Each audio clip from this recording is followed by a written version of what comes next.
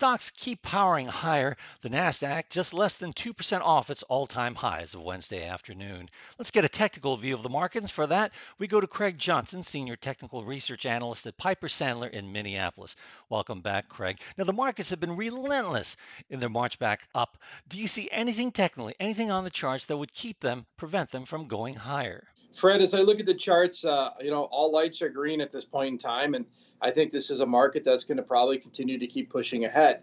Your next resistance levels, I thought were going to be around 31.15, 31.30, and that's where you were at about the 76.2% Fibonacci level when you think about the February highs to the March lows.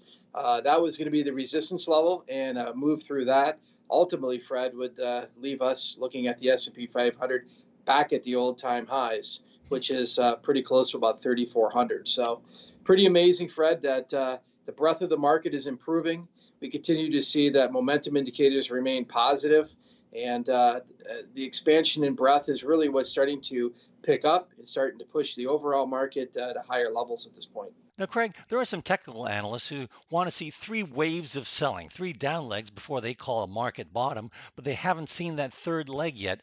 Do you subscribe to that view? Fred, I don't. I kind of look at this market from a breadth perspective. When I start to see a narrowing in market breadth, I like to sort of step aside, back up from this market. And then when I start seeing expansion in market breadth, that's when I start to say things are turning more positive. Now is the time to sort of load the boat. And right now, I'm starting to see some of my breadth indicators continuing to expand on a week over week basis.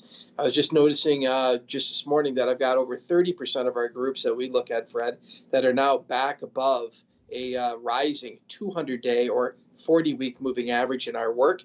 And I'm seeing an expansion in the number of groups that are making 26-week new highs right now. So again, these are all good signs that the underpinnings of the market and breadth are improving.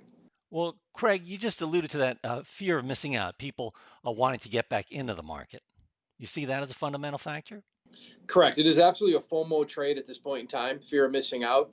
We switched, and I had mentioned to you before, Fred, that it was JOMO, which was the joy of missing out in March and part of April, and now you're back into the FOMO phase, and that's the fear of missing out. And, for a lot of investors, once we kind of went through that 50% retracement level of the decline from the highs to the lows, a lot of people started changing their tune and attitude toward the tape. You could see it, you could feel it, and stocks started advancing from there.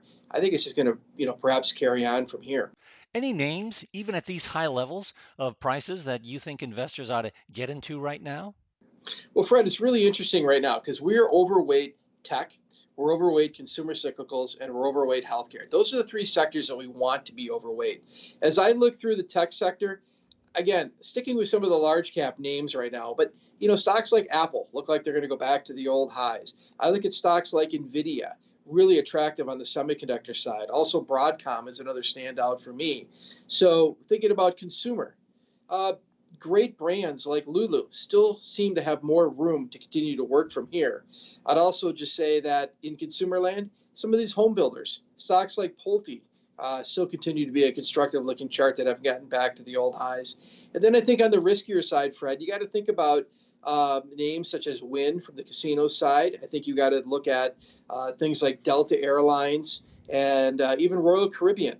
I mean, any sort of sign that there's a true vaccine out there, Fred, and these sort of entertainment type companies, Disney included, Royal Caribbean, the casinos, they're all going to take another leg up because that means the world's opening up in a much bigger way. And I think if I remember correctly, the casinos are set to reopen in Las Vegas, at least some of them on June 4th. Well, thank you for some of those stock picks and your analysis, Craig. Thank you, Fred. Our thanks to Craig Johnson of Piper Sandler in Minneapolis. I'm Fred Katayama in New York. This is Reuters.